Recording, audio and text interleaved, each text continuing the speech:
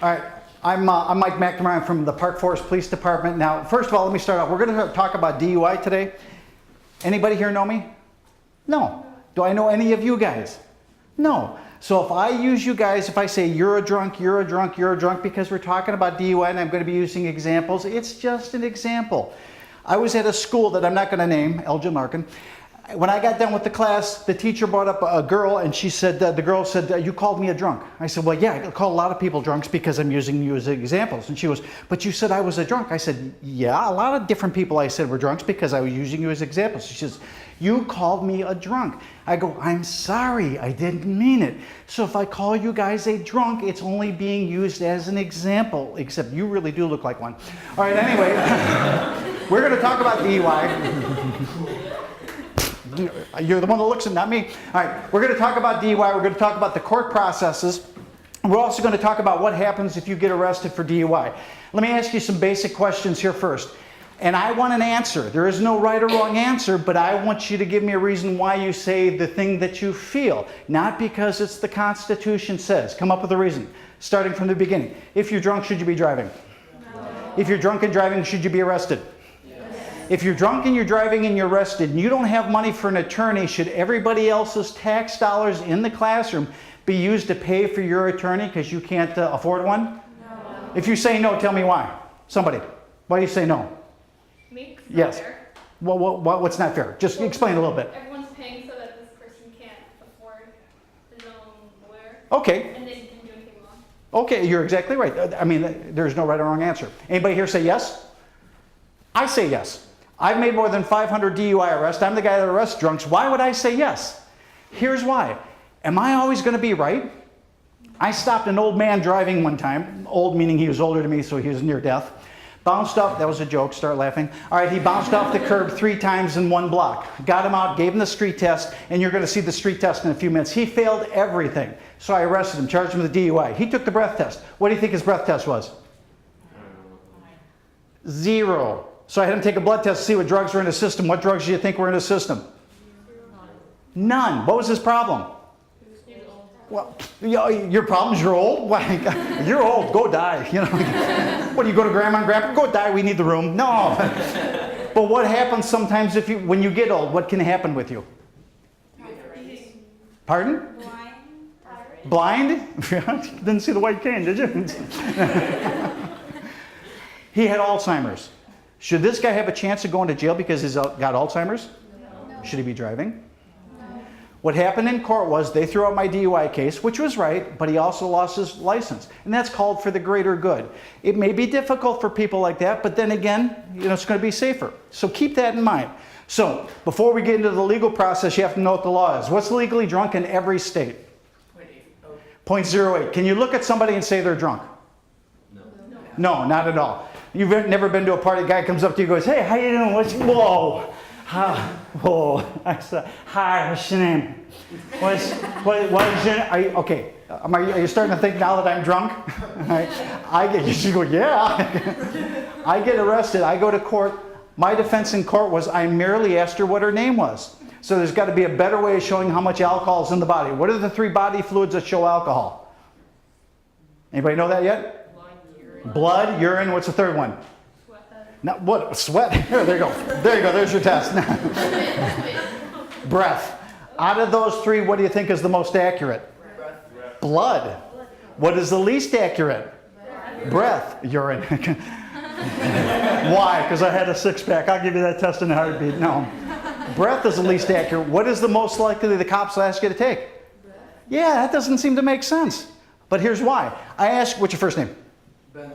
Benoit, I ask you to take a blood test. Say yes. Yes. The law says I have to do this. I put him in handcuffs. I jot the time down. Put him in the squad. Take him to the hospital because at 2 o'clock in the morning, where are you going to get a blood test? Hospital. Are they quick to get you in and out? No. We sit there. She types in all of his information. What's your name? What's your address? Do you have insurance? All right. Then she says, go over there. Have a seat because the doctor will see you in a few minutes, which is hospital talk. You're not going to see him for hours. All right, so we're watching I Love Lucy reruns. All of a sudden he goes, I got to go to the bathroom. Okay, let's go in the bathroom. We go into the bathroom. I unhandcuff him. I stand there and I watch him while he goes. Then I put the handcuffs back. We come back. We watch television a little while longer. Then they come out. He'll take his blood test now. He goes into a cubicle. I go into the cubicle with him. I watch them take the blood. They take the cartridge out, give it to me. I put it in a styrofoam container, put a lid on it, cover it in evidence tape. Then I don't have to be with him the whole time. It's called chain of evidence, chain of custody. This is to prevent him from saying, I was not drunk, but when I went into the bathroom, somebody had left a half-empty bottle of vodka, and because I was nervous, I drank that. That's where all the alcohol came from. I can testify, no, it didn't. I was with you. That takes forever. If I ask you to take a breath test, you blow into the machine, I get the results in 5 seconds. It's not as accurate, but it's as good as we're going to get. Okay, the top line there, 0, 0 to 0.5 by breath, blood, or urine means you are legally sober. If you are legally sober, can you still be arrested and charged with DUI? And more importantly, can I still win my case? No. Most people in your age group say yes. Why is that? Here's zero tolerance yet? Zero tolerance means any alcohol in your system and you're not 21, you're driving, you're going to lose your license. That is not a criminal offense. That's what they call an ordinance offense. Under that, you will lose your license, cost you thousands for insurance, thousands for an attorney, and your insurance, your fines are also going to be in the thousands, but you're not going to go to jail. DUI is a criminal law. You could go to jail, and it doesn't matter what your age is. What's your first name? Clarice. Therese? Clarice. Clarice. Okay. You're 16 with a driver's license. You get a speeding ticket. What is the name of the court that you go to if you get a traffic ticket?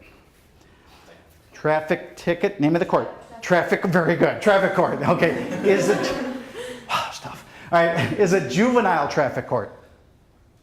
No. You get a traffic ticket and you're 16. I get a traffic ticket and I'm not 16. We go to the same court. DUI is a traffic law. You would go to the same court that adults go to. The youngest person I arrested for DUI was 13 years old in a stolen car. He had a few issues in his life, okay? So, if you're legally sober, can I arrest you and win my case? We'll get to that in a minute. 06 to 07 means you're legally impaired. This is one of the most important things you're going to hear. At 06, everyone in the world is impaired. Everyone. But it's going to affect you guys totally different than it's going to affect me because you are still growing. Until you're in your early to mid-20s, your brain is developing. While your brain is developing, alcohol and drugs will kick in, affect you a lot faster than somebody like me who's like barely over 21. Shut up. At that low level, measure how high the effects of the alcohol. 08 means that you're legally drunk. So now we're going to talk about you guys drinking. I'm going to make it legal, okay? Until this class is over, you're all 21, all right? So if I ask you how old you are, 21. Very good. All right, so can I win the case, all right? What we're going to do now is show the levels of intoxication by taking the average weight of the average guy in this age group, which is 150 to 170 pounds. Which one of you guys is close to that? First guy to raise his hand, you in the orange shirt, what is your first name? Lorraine. I had to think about, what is my name? Okay. Wow, too many beers. All right. I've had a few too many, I forgot where I live, but then that's my name. Okay, Wallerin? Okay, how old are you? I'm 14. I told you somebody'd mess it up. How old are you? 20. There you go. Okay, you are the class party animal. A little slow in the age thing, but you are the class party animal. You're going to a party this weekend with one goal in your mind. What is your goal at the party? Get drunk. Get drunk? Very good. Okay, well, apparently I picked, you didn't even have to think about that. All right, get drunk, okay? All right, these are all the same. A shot glass full of hard alcohol, 5 ounces of wine, or a 12-ounce bottle of beer. Everybody knows a 12-ounce bottle of beer. Do you guys know what a 40 is? Yeah. A 40 is not one beer. Where I work, so many kids think a 40 is one beer. 40 is 40 ounces. That's like 3.5. If you go by that theory, if you have a keg, oh, I had one beer, this is it, all right? We're talking 12 ounce. You go to the party, you grab a beer, and you drink it.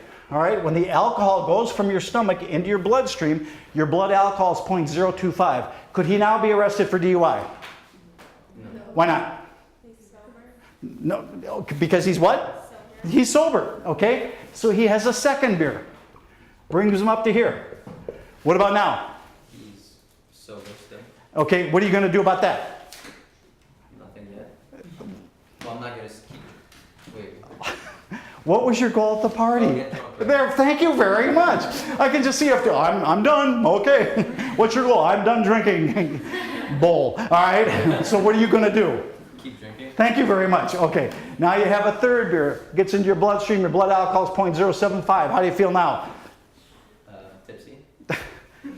Okay, girls get tipsy, okay? Guys don't get tipsy. Waldron, you're gonna, how was the party? I got so tipsy, oh my God. Oh, was I tipsy?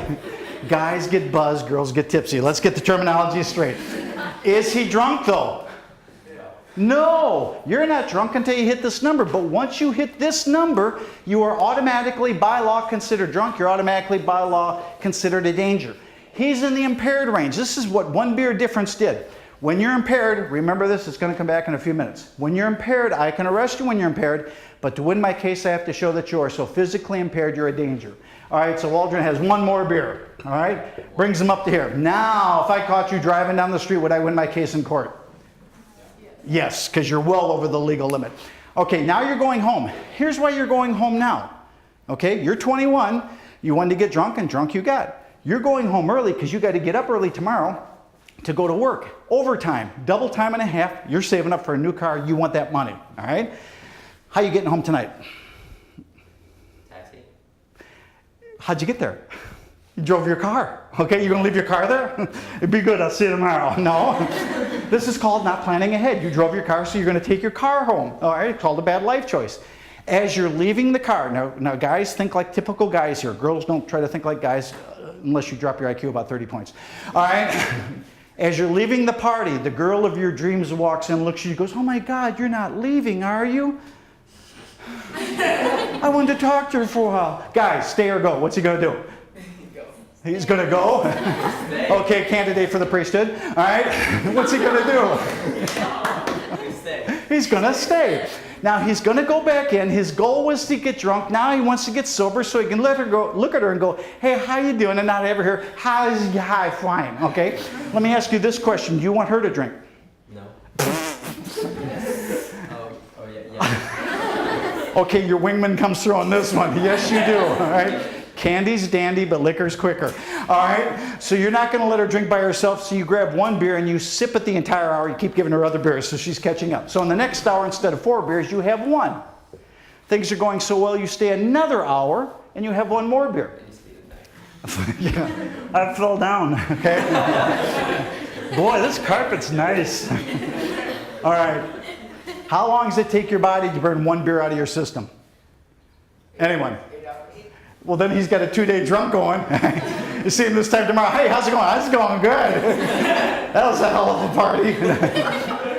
Roughly an hour, all right? That's where he is after the first hour. He drinks. He drinks 1 in the next hour, he'll get rid of 1 beer. Drinks 1 in the third hour, he'll get rid of another beer. Where is he still? That's what you have to remember. It takes time to get the alcohol out of your system. Drunks never get the message, okay? I have a friend, I am not kidding, his name is Mad Dog. He used to be a fighter. He goes, Mike, I found myself drinking every night so much that I would throw up until one day I realized I had a problem. I go, yeah, well, no kidding. He goes, yeah, I didn't know I was a bulimic.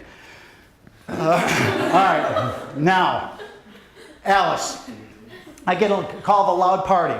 I go over there, I walk in there, the guy opens the door, I'm telling him that the neighbors are complaining about the loud party. I see Alice inside, drunk, dancing on a table. All right? How old's Alice? 21, thank you. Okay, what could I charge her with? Cricket? Drinking under the influence. Don't do that, you'll spill it all over, all right? What crime has she committed? None. All right, so what do I charge you with? Nothing. Next week I see her at another loud party. This time she's drunk. She's got Mr. Microphone at the top of her lungs. She's singing country and western. What do we charge her with now? Bad taste. Now it's the 3rd week. This week I am not driving. You ever see cops running radar on the side of the road? And that's what I'm doing. I'm running radar, looking for criminals, looking for burglars, looking for drunks, as my squad's parked over by the Dunkin' Donuts parking lot. What is so funny about that? I don't know. Well, then why did you laugh if you don't know? You know, that's what bothers me, because everybody stereotypes cops. They're always at Dunkin' Donuts. You know why that's a joke? I have never, ever seen a cop at Dunkin' Donuts. I've never been to a Dunkin' Donuts in my life. Anyway, I'm sitting there running radar. All of a sudden, I see Alice drive by. I will explain this to you later. All right, anyway, I go, there's that drunken Alice. All right, that's what we call her at the station. Got a picture of her in the station, big circle and slash DUI. Can I legally stop her now? No. Maybe. Shut up, you are drunk, all right?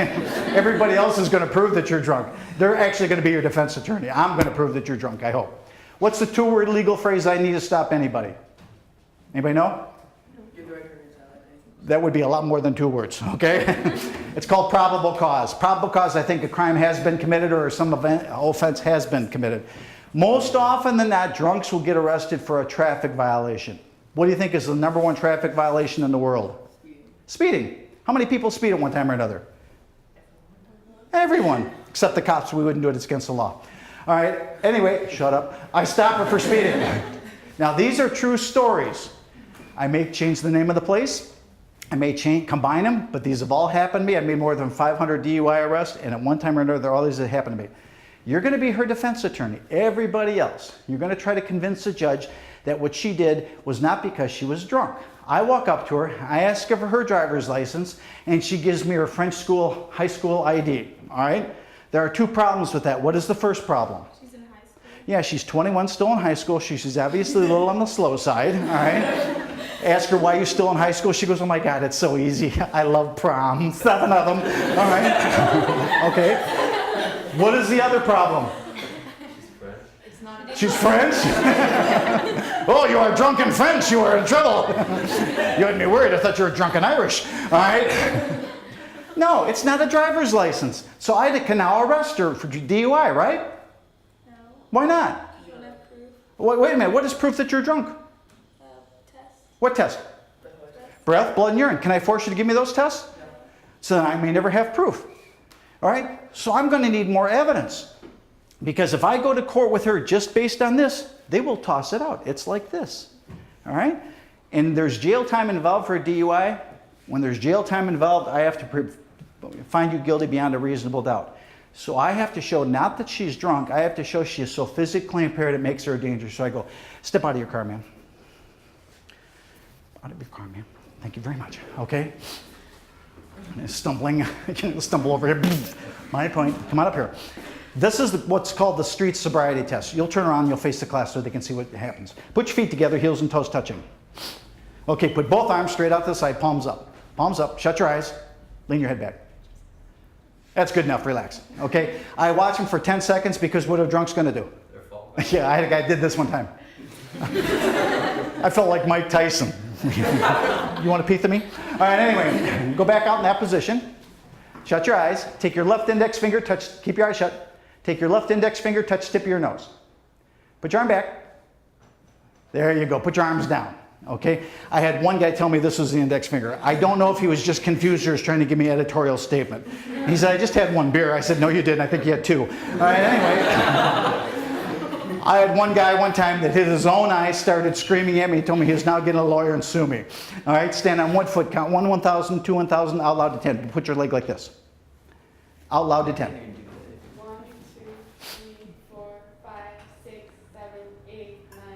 Very good. Put your foot down. Drunks do one of 3 things. They do the one-legged drunk dance, 1, 1,000, 2, 1,000. They do metronome counting for those of you in music, 1, 1,000, 2, 1,000, 3, 1,000. Or the most common one is speed counting, 1, 1,000, 10. Okay, excuse me 1 second. The last one, normally they would take 10 steps. You're only going to take 4. All right, let me demonstrate them. You're going to have your heel touch your toes, and you're going to go 1, 2, 3, 4, turn. Take your 4 steps back the other way. You will never hear me say that drunks are funny. Drunk drivers are funny. Drunks can be funny. Drunk drivers never will. That doesn't mean they can't say funny things. I had a drunk on the line one time. He was like this. I said, sir, start to walk the line. Sir, start to walk the line. He goes, what? With no net? All right, go ahead. On the line. Take your steps out loud. 1, 2, 3, 4. Turn. 1, 2, 3, 4. Did she pass? Yes. This is where it's going to help her. If you were speeding, I'm not going to give you a ticket tonight because I've got more important things to do, and that is keep drunks off the road, okay? So slow down, pay attention, drive safely. Except tonight is the night that she is drunk. Yeah, it looks good on you. Okay, go ahead. Get off my shoe. All right, go ahead, on the line. That's still my shoe. Okay, on the line. You're babbling. Okay, go ahead. Good, good. Okay, we got, okay, good. Never mind, you're drunk. Have a seat in the squad. All right. Have a seat in the squad. Let's have a guy do this. First guy to raise his hand. What's your first name? Gratley, come on over here. Stand here. Face me. All right, let's put the goggles on you. Look at me. What's your last name? Casey. Casey, nice to meet you. Good, not bad. Go ahead, on the line. Good, stomp it down, make sure it doesn't wiggle away. Whoop. Good. Are you on a surfboard? All right, good. Never mind, you proved my point. Have a seat. Who plays sports? Right there. First guy to raise his hand. Come on up here. What's your first name? Nathaniel. What sport you play? Soccer. Soccer players don't use their arms though. They just stand there like this. All right, anyway. He goes, that's not funny. Yes, it is. Face me. Thank you, sir. Okay. Face me. There you go. Okay. Are you right or left-handed? Right-handed. Okay. With your right hand, one time as fast as you can. Congratulations, your team just won conference. High five. Don't hit the guest speaker. Okay. Try it again. Can you go fast? Yeah. I don't know. You ready? Try it fast this time, Nathaniel. Low five. Never mind. Have a seat. Give all three of them a big hand. Is it funny to watch people put the goggles on? Yeah. Okay, we don't shake hands with drunks, we don't high five them, but we absolutely have them walk the line.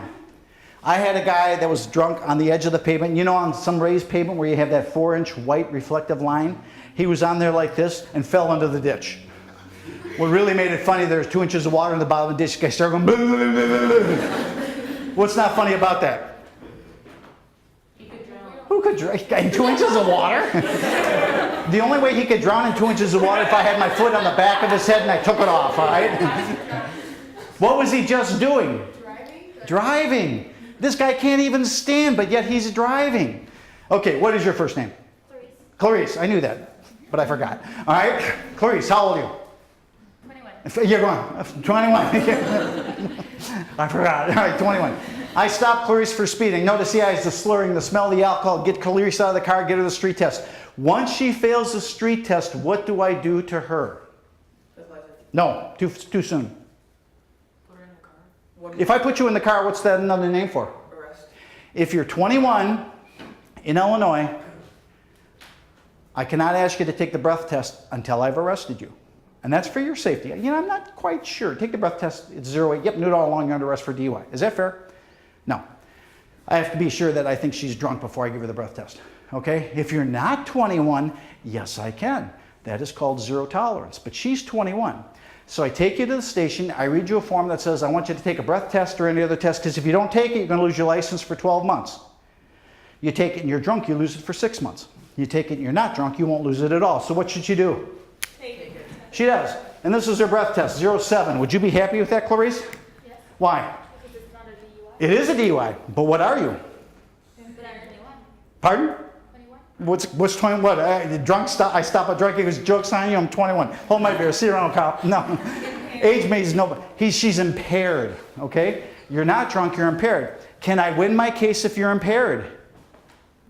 Remember when in the very beginning I said we're going to come back to this? The test. Yes, but I have to show that she's so physically impaired she's a danger. What test did I give her to show that? Street test. But in Cook County, where we are, that may be a year down the road. How do I show the judge a year later? Videos. We burn it to a DVD. I put it in evidence. If she pleads not guilty, I show them the DVD. If it shows her stumbling all over, would I probably not win my case in court? Yes. What's now going to happen to her license? No. No. Nothing. Is she drunk? Did she refuse to take the test? You get to keep your license if you're under 0.8. It's still going to hurt you, cost you thousands for an attorney, thousands in fines, and thousands in insurance charges. But at least you get to keep your license. What is your first name? Aaron. This is a true story, but not with Aaron. I walked up to a guy one time and I said, sir, may I see your license? And Aaron does what he does. He goes, hold on a sec. And the guy threw up all over my shoes. All right? No, I did not go ick. All right? I get him out of the car. He does what an old man did. Different old man. A guy actually did this. He crawled to my squad car. So I go, Aaron, come on. Open the squad car. Aaron, come on. Come on, buddy. Come on. Crawls into my squad car. I slam the door shut. He takes the breath test. It's 0.2. What does the law say about Aaron? He's sober. How many beers has he had if he's a beer drinker? 1. Is that the way you would be with one beer in you? No. Then what's the problem with him? Who said drugs? See, the druggies get it first time every time. Thank you. All right. You knew. Okay. Okay. There's probably drugs in the system. How do I check for drugs? Blood. Even though you've taken the breath test, now I'm going to ask you to take a blood test. If you turn around and say no, you go back to where you start, you lose your license for a year. If you say yes, and there are any controlled substances or marijuana in your system, it is the same as this. Not how much, any. I am not saying that he is a crackhead like obviously you are. All right? I am saying this though. He would never use illegal drugs in his life. Never. Except 2 weeks ago when we had those big thunderstorms, he was running out to the car to get out of the rain, slipped, twisted his knee, thought he broke his leg, went to the emergency room. The doctor said, it's just badly sprained. I'll wrap it. I know you're in a lot of pain. Here's a prescription for Vicodin. Vicodin's a controlled substance. Doctor says take one every day about an hour before you go to bed. It'll help you sleep at night. He's been doing that for a week. Okay? At his family dinner, they have a tradition of drinking 1 glass of wine with dinner. No more, no less. That's all he ever drinks. Unfortunately, 1 alcoholic drink, 1 controlled substance, when you combine them, it's just like you had 4 drinks. After dinner, he goes, I got to run some errands. If that combination causes him to drive so erratically, he gets stopped by the police, and they give him the field test, and he fails it, and they arrest him, and he takes a breath test, and it's 0.2, would they probably ask him to take a blood test? Yes. Would the blood test show a controlled substance? Yes. Does he have a prescription for it? It doesn't matter. You are legally drunk. It's DUI. Can you legally be sober? I charge you with DUI and still win my case. It is yes, but only if it's drugs in your system. Would it make you feel any better if he runs over you? You're underneath the car, writhing in pain. He goes, "It's okay, Clarice. I got a prescription." You feel any better? No. Okay. That's why we go with that. Highest I ever had. Highest I ever had. We had a guy that was at a tavern. And when he left the tavern, the bartender called us and said, "This guy's so drunk, he's going to kill somebody if he gets behind the wheel of his car." Is that probable cause? Yes. Yes. You don't have to be driving in Illinois to be arrested for DUI. He was in the parking lot of the tavern. The engine was on. He was rocking back and forth. I went up to the window of the car and I went. He kept on swaying. I went like this. He kept on swaying. So I opened the door. He fell out of the car. Now his butt was on the seat. His head was on the ground. I looked at him. He looked up at me and goes, "What's the problem, officer?" I looked down and I said, "One of us is upside down." Okay, he didn't get that joke. Got him up, gave him the street test. He failed every single one. All right, so I arrested him for DUI. The law also says after I arrest you and I ask you to take a breath test, I have to wait 20 minutes from the time you say yes. That is for your protection. If you had nothing to drink and you left the party, but as you left the party, the host goes, "What's your first name?" Eleanor? Eleanor. "Eleanor, have you ever had a watermelon shot?" And you go, "No, try it." "Oh, that's good." If it gets into your bloodstream with 1 drink, it'll be roughly this. But 2 minutes later, you pull out of the parking lot and I almost T-bone you because you pull in front of me without looking. If I could give you the breath test right then and there, instead of it being 0.025, it could be as high as 0.30 or 0.40. We have to wait 20 minutes. It's out of your mouth in 5 to 10 minutes, so the law doubles it. So during that 20-minute time limit, the guy's babbling. He goes, "Your Honor, I got the store in Chicago, and last year these 2 guys came in and shot and killed me." So I started laughing. I said, "So this year you're doing better, right?" He took the breath test.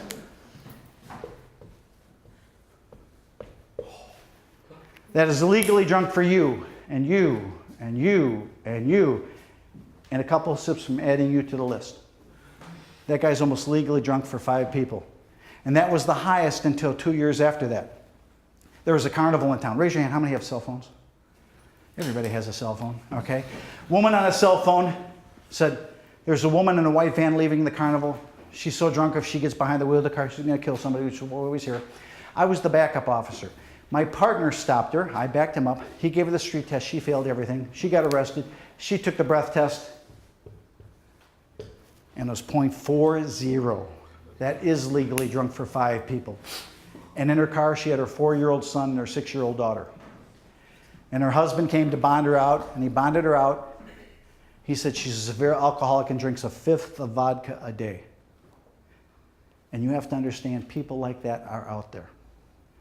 So when your drivers, teachers tell you, drive defensively, always look before you cross the street, that's what they mean. If you do this next little thing, it takes less than a half a second to do. If you do it regularly, it'll probably save your life. You're at a red light, light turns green, boom, boom, then go. So that drunk that's coming this way doesn't have the reaction time as going as it did Shane, boom, broadside your car. Okay, your first name. Clemens. How old are you? 21. I'm taking it back, you're only 16. Okay? You're not happy about that. But here's the good thing, you have your driver's license. Is that fair? Yes. You know why? You look at everybody else in the room and go, tomorrow you got your license. You go, hey, how was the bus? I drove. All right? All right, you're 16 years old. I stop you for speeding. I walk up to you, and what do we ask when we stop you? What do we ask for? License and insurance. She gives me her license. Do you know what your license looks like if you're not 21? It's vertical. It's green. Red. Green is when you're older. Red. So she gives me her license. I don't have to look at the birthday to know she's not 21. Do you know why I stopped you? Do you know why I stopped you? No. Oh, man, I smell beer in your breath. Under zero tolerance, that's all I need to say, I want you to take a breath test. If you refuse under zero tolerance, you lose your license for 6 months. If you take it and there is as little alcohol in your breath as that, 0.1, you'll lose your license for 3 months because under zero tolerance, how much alcohol can you have in your system? 0. Okay, you guys tell me if you think the law is fairly applied. You guys know where Joliet is? Yeah. It's a western suburb. About 10 years ago, 3 girls went to a party, got trashed. The girl driving home was so drunk she slammed into a tree and killed her 2 friends. Her sentence in court was 6 months in the Will County Jail, and she lost her driver's license for 10 years. Is that fair for killing 2 people? There's no right or wrong answer. I'm just asking for an opinion. Texas, a 19-year-old man was drunk, slammed into a van, killed a man and a woman. His sentence was a little bit more creative. Lost his driver's license for 10 years. Had to spend 6 months in the county jail down there. Carry pictures of the 2 people in his wallet for the 10 years. Every year on their birthday, put flowers on their graves. Walk outside of a bar with a sign that said, I killed 2 people while driving drunk. And watch an autopsy of somebody killed in a drunk driving crash. Is that fair? Again, no right or wrong answer. How about this one? A guy actually went to jail for 9.5 years for a drunk driving crash where somebody died. Is that fair? You kill somebody and you go to jail for 9.5 years? Do you think that's a fair sentence? LaGrange, Kentucky. The man convicted in the nation's worst drunk driving crash, a head-on collision with a church bus that killed 27 people, was released after serving 9.5 years, is now free to get another driver's license. 27 people, 2, 4, 6, 8, 12, 14, 16, 18, 20, 22, 24, 26, 28, 29. Everybody in this room, only 2 are going to survive. What are your odds of surviving? Now, is that fair? The most personal story for me happened about 15 years ago when I was a detective sergeant. We were driving around an unmarked squad. It was February, 7 o'clock at night, dark, 20 below zero, so it was frigid out there. The station got a call of a traffic crash on Western Avenue, same Western Avenue, it goes through Chicago. So they sent a squad over there. He got on the radio a few minutes later, said, I need more help down here, I need ambulances, I have serious injuries down here. You should never try to direct traffic with an unmarked car, because they're hard to see. But we figured we'd go over there and help them till the regular marked squads got there. We ended up being the first guys to get there. I got out of the car, the cold air hit my glasses, fogged them up, so I just took them off and put them on the dashboard. Just then the first cop that was there ran up to me and goes, Sarge, I got a woman in the car and I think she's dead. So we started running to where the car was. There's a side street 25 yards over this way. A young girl yelled out, I was behind that car, I saw what happened, do you want me to stop and tell somebody? And I looked over in the dark, all I could see without my glasses was like a silhouette. I said, stay in your car, have a seat, and the squad will be with you in a few minutes. Ran to the car, there was a girl in the back seat, and sure enough, she was dead. We turned her over to the paramedics. She had been broadsided by a pickup truck, which is now 25 yards over this way, smashed up against a tree. So my partner and I ran over to the pickup truck, still running, opened up the door, the beer fumes poured out of the truck. I reached in, turned the key off. The driver looked at me and goes, what's the problem, officer? Grabbed him by his shirt front, yanked him out of the car, handcuffed him. We duck walked him, means you're holding him and he's stumbling along, to the squad. And the whole time he's going, What's going on? Why are you stopping me? I gotta get going home, over and over like a loop. How drunk do you have to be to know that you just killed somebody? Not to know that you just killed somebody. Now, he's somebody who is driving, someone who is drunk, someone who killed somebody. In addition to DUI, it's a reckless homicide case. So we put him in the squad car, the first officer there, and I put my partner with him to watch him. I went over to the girl's car to talk to her because it's important to talk to the witness. She was crying, so I gave her time to calm down. When she could talk, she told me she was behind the car at the red light. When the light turned green, the car in front of her went and she followed. This guy ran the red light in the broadside of the car in front of her. She did not know the woman was dead, but she knew she was messed up because she saw the ambulance take her away. She said, I feel bad for that woman, but I also can't help thinking if she hadn't been there, or had been 1 second faster in the middle of the intersection, I would be in the intersection. This guy would have hit me. Who knows, maybe he would have killed me. So what's the answer to that question? Good chance. We put him in the squad. I left my partner with him. I walked over to talk to that girl that was maybe 1 second away from being killed, opened up the back door. She looked up at me and said, hi, Dad, because it was my daughter.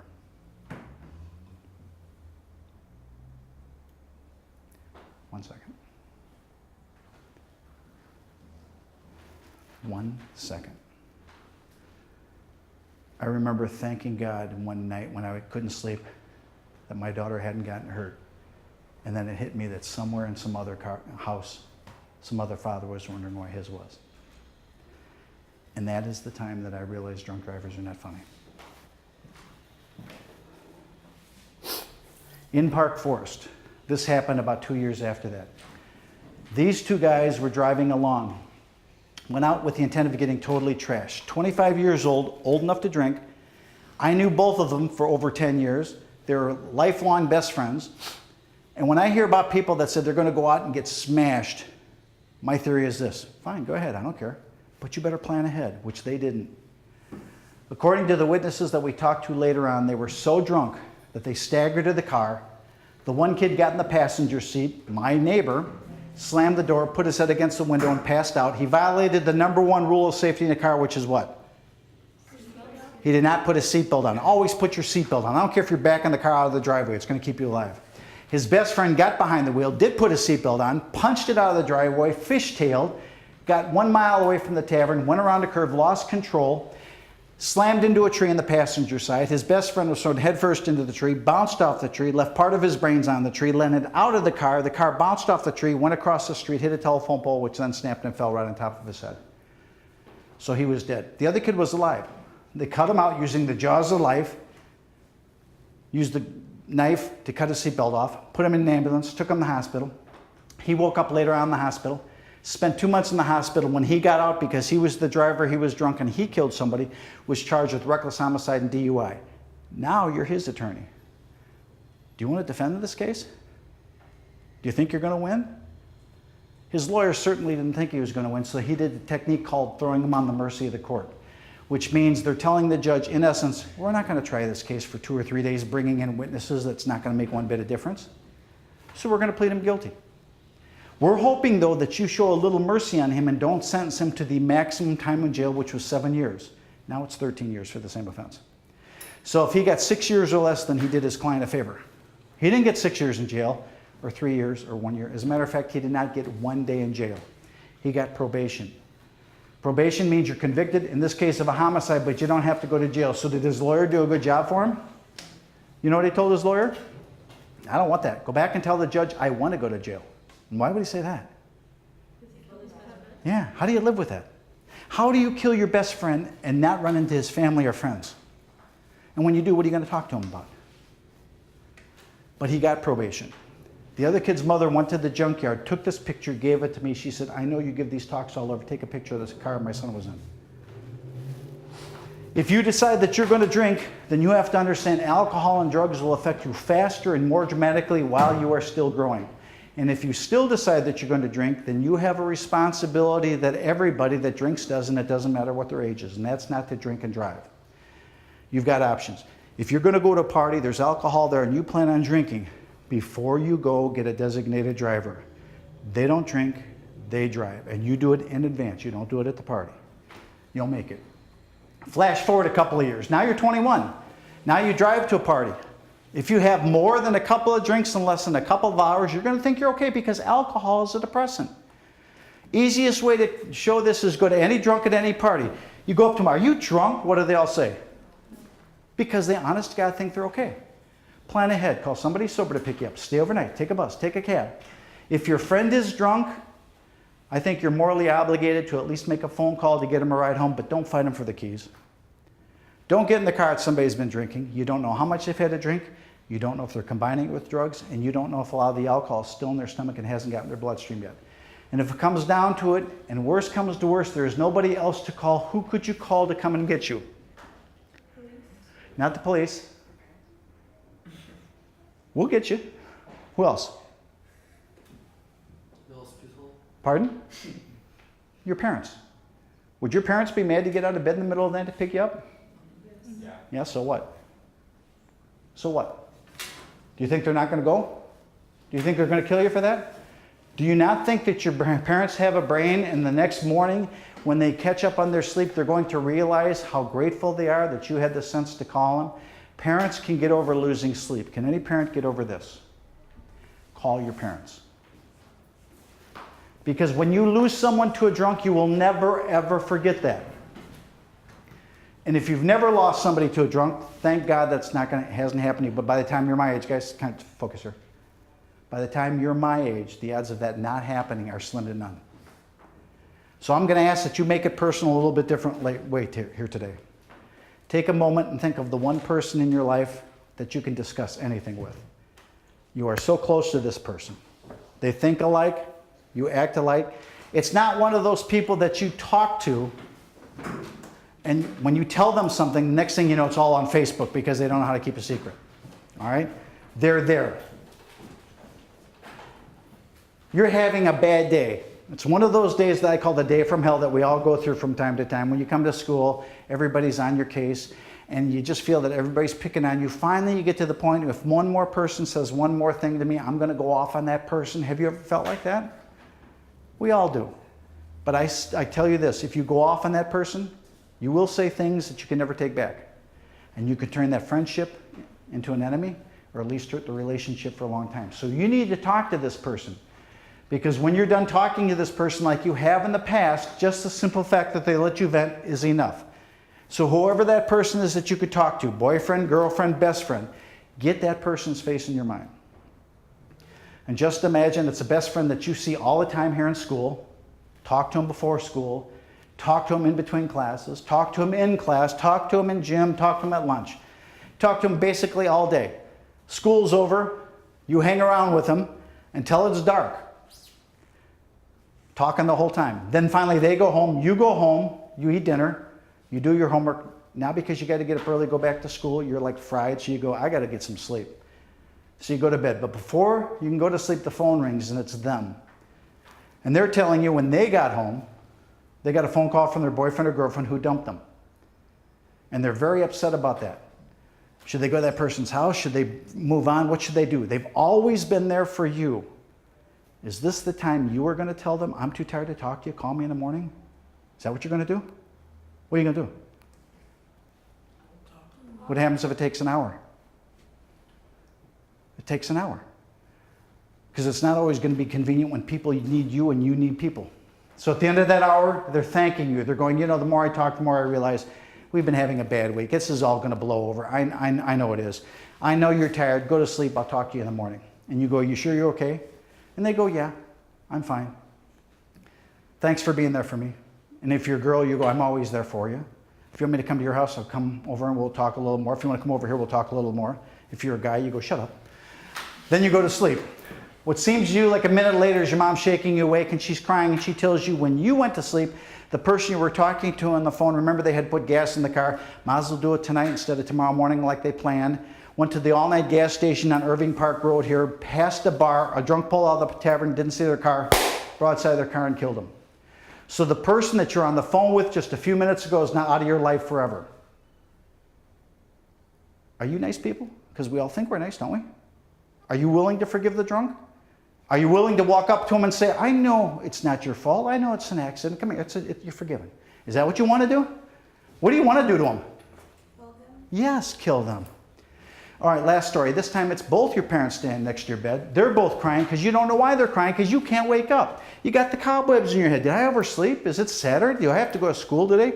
So you look at the clock to see what time it is, but there is no clock there because this is not your bedroom. It's a hospital room.